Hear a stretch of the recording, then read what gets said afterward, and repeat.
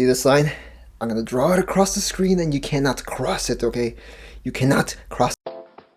So what is this 180-degree rule anyway? Well, it's basically a standard guideline that most or maybe all movies and TV shows follow, and maybe you even follow without even knowing it. It's basically just putting the camera down at a certain spot and drawing an imaginary line across, and basically you can't cross the other side. Yeah, I know that's kind of a little more confusing, but let me give you the most basic example. The most basic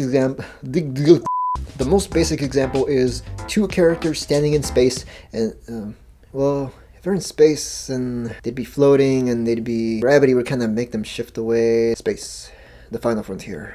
Standing on the ground, and imagine a line going through both actors. Imagine a line going right through the middle where the actors are standing, and you have a choice of putting a camera either on either side of this imaginary line. The thing is, wherever you put the camera, it stays there. Now, never mind right now why the camera should stay there. Just picture where the camera is, and now you have the camera in between both actors, either further away or up close. Now, the thing is, when both actors are talking, the camera faces actor A over here and actor B over here. It's basically just mimicking your eye if you were standing right where the camera is. So you're probably asking, wait a second, okay, so why can't I move the camera to the other side of this line? Well, it's basically pretty simple. It disorients the viewer. I mean, let me show you a real world example here. It's a zombie apocalypse. You have a car full of survivors right over here and a bunch of zombies right over here. They're heading towards a collision course. Hey, it can happen.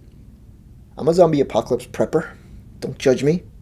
And they're heading towards a collision course towards each other. I mean, even though we know the cars are going to win, and well, I guess zombies are kind of stupid. So imagine the camera being on the same spot that we put the camera originally, and it's filming the car and it's coming this way. Now let's switch over on the other side of the line and film the zombies, and they're supposed to be coming towards the car, but what happens? Instead of seeing this, we see this. All of a sudden, it's a race. They're racing.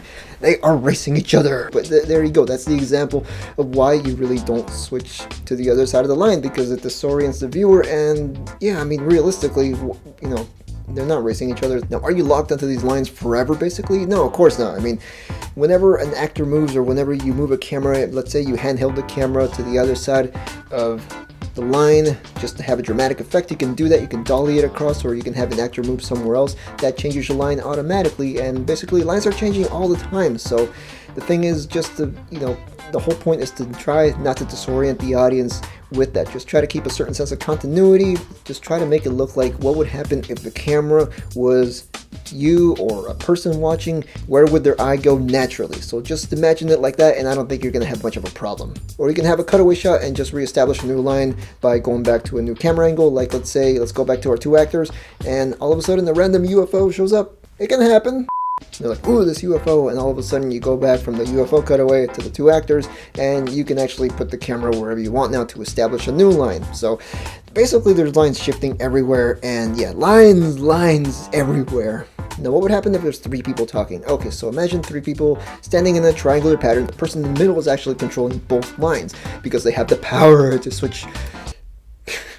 Now, if the person in the middle is facing person A, then you have to abide by the rules of line A. And if they switch to person B, talking to person B, you have to abide by the rules of line B. Now, here's the thing though. I mean, aren't you hopping back and forth between lines? Aren't you hopping to opposite ends? Yes, you are. But the thing is, you go back to your main shot with all three people right there. And that's where you have the opportunity to go back and forth between lines. So there's many more scenarios and situations where this rule applies to. I'm just covering the very basic ones, but I mean, you get the picture of the 180-degree rule. And yes, it can be a very confusing guideline, but just like I said, imagine your eye being the camera. Just remember that bearings rule, and everything will be fine and dandy. Everything will be easy schmeezy for you guys. So anyway, did you guys enjoy this video? Did you guys like this video? Then please give it a thumbs up if this helped you out.